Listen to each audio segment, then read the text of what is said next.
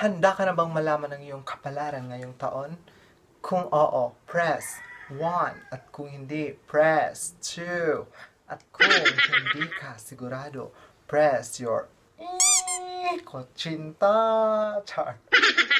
So, ako ay nagbabalik sa channel na ito para ibigay at basahin sa inyo ang nilalaman ng aking cards na kung saan narito ang premonition ko sa inyo this 2020. So, kung handa ka na, ako hindi pa.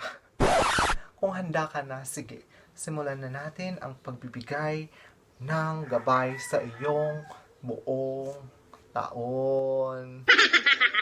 Simulan natin ito sa mga Aries. Ayan. O, diba? Nakita nyo? Ayan. Aries. Iwasan ang masyadong pagkabisi sa trabaho.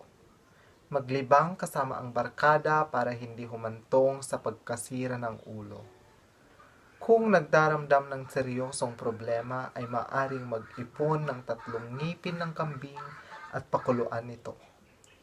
Ipainom sa batang may biyak sa nguso. Ang ihi ng bata ay siyang kukunin at paghuhugas sa paa upang mawala ang masamang pakiramdam pati na rin ang mga bad spirits. Ayan ang nilalaman ng aking CHARRRCARDS sa mga taong Aries. Sunod ay ang Taurus. Maswerte ka sa trabaho ngayong taon, kaya ipagpatuloy ang pakikipagplastikan sa iyong boss. Itigil ang pakikipaglandian sa may asawa na 3 taon mo nang ginagawa dahil nakakahikayat ito ng kamalasan. Magtanim ng 5 klase ng bulaklak sa paligid ng iyong bahay para maitaboy ang kamalasan at mga buraot mong kaibigan.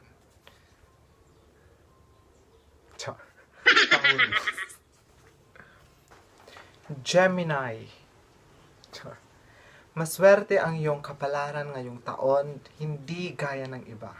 Dahil lahat ng pinapautang mo ay magbabayad na with interest. Dahil dyan ay yayaman ka na at gaganda ang takbo ng makina ng iyong sasakyan. Magpakulo ng paa ng manok kasama ang paa mo para makaiwas sa malas. Ang susunod ay ang mga taong Cancer. Hindi magiging madali ang iyong buhay ngayong 2020 dahil may posibilidad na magkaroon ka ng cancer. Mamili ka na lang kung sa utak, sa dibdib, o sa lungs.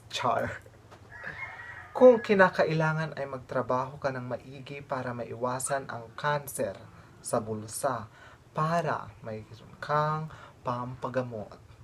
Iwasang maglaro ng Mobile Legends para hindi masisi at makapang-cancer sa iba.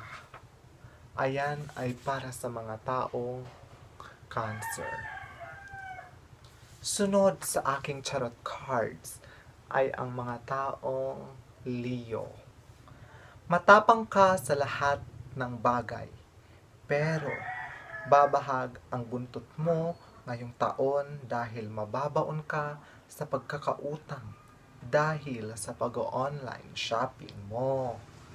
Magtirik ng 3 itim na kandila sa likod ng inyong bahay at magdasal ng siya, pi, ng 13 beses para dalawin ng swerte.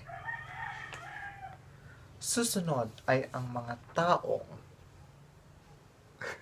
Virgo. Huwag tumigil at sumuko and just go, Virgo. Matutupad lahat ng gusto mo ngayong taon kapag nahanap mo ang lampara na naglalaman ng genie. Magsumikap ka lang at magtrabaho hanggang sa mapagod ka. Dahil yan ang magiging susi sa iyong tagumpay. Huwag pansinin ang mga ngongo dahil sila ang magdadala sa iyo ng kamalasan. Susunod ay ang mga taong Libra. Libra, from the root word bra, char.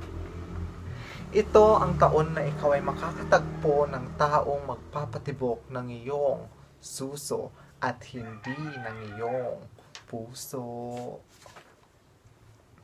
Char.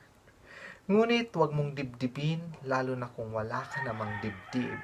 Dahil sa ikawalong buwan nitong taon ay mabibiyayaan ka ng jowa. Wow, sana all. Yee! Basta magrosaryo gabi-gabi at huwag kalimutang mag-ipon ng bato kada araw para ibigay sa iyong magiging jowa kapag siya'y dumating na sa iyong buhay. Susunod, Scorpio. Ibuhos ang lahat ng oras sa trabaho at iwasang makipagkilala sa mga lalaki dahil hindi maganda ang kalalabasan. Kung gusto mong makatagpo ng majojowa, maghanap ng 3 kuko ng dragon at ihalo sa inumin ng taong gusto mo para hindi makapagloko at sa'yo lang siya pupunta.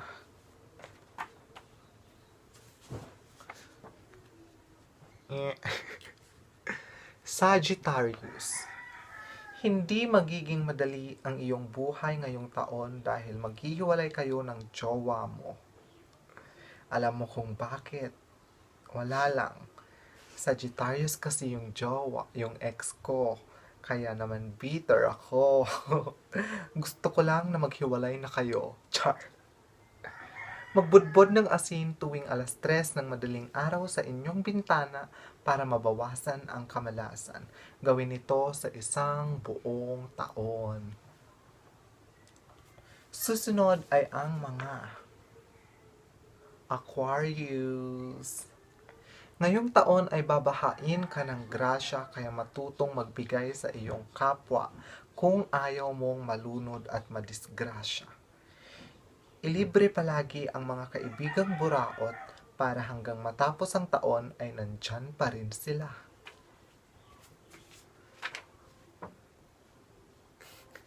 Capricorn. Hindi mo mamamalayang nahuhulog na ang loob mo sa isang tao. Pero mas mabuti kung iwasan mo siya dahil mas mabuti yon para sa iyo. Magtanim ng mais sa likod ng bahay upang maiwasan ang pagdating ng mga taong magbibigay sa iyo ng leksyon at mangiiwan sa iyo sa ere. At ang huli natin ay ang Pisces. Malas sa iyo ang magjowa ng katrabaho, kaya naman iwasang makipaglandian sa mga kasama mo o kung hindi ay maihalo ka sa malaking gulo. Maghalo ng bawang sa iyong sabon para maiwasang magkagusto sila sa iyo. Gawin ito araw-araw. So ayan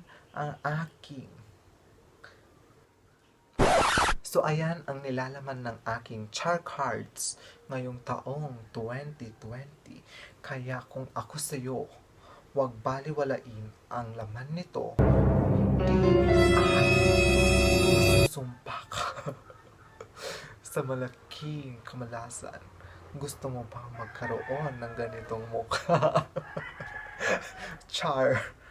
Kaya naman, sundin ito at wag isa bahala. At salamat sa iyong panonood. Ako nga pala ang inyong madam. Gilagid. Magilagid for sure. Char. Na nagbibigay sa inyo ng gabay ngayong taong 2020. Ay! So, nawala na yung sabi ko. So, welcome back to me. So, this is my first vlog this 2020, and sa mga hindi pa po nakaka-like and subscribe on my channel, please press the button like and subscribe on the side. Nandun sa side, hanapin nyo kung nasaan. Alex Macalintad ang aking channel, at thank you so much for watching, guys. And siguro marami na akong magagawang video ngayon, so ayun lang. Bye!